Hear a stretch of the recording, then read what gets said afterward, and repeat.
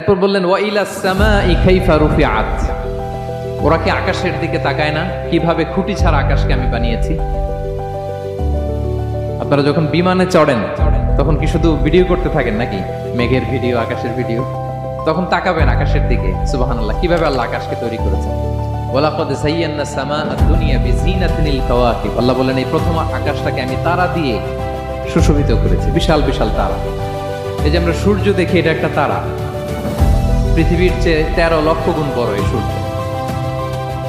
কত গুণ বড় বলে ফেললাম হুট করে মুখ দিয়ে, কিন্তু কল্পনা করতে পারতেছি। তার মানে 13 লক্ষটা পৃথিবী সূর্যের মধ্যে রাখার জায়গা আছে। তাই বলে মনে করেন না যে সূর্য অনেক বড় সাইজের তারা, না। সূর্য এই মহাশূন্যের খুব ছোট্ট সাইজের একটা তারা। সূর্যের চেয়ে লক্ষ কোটি গুণ তারা আছে।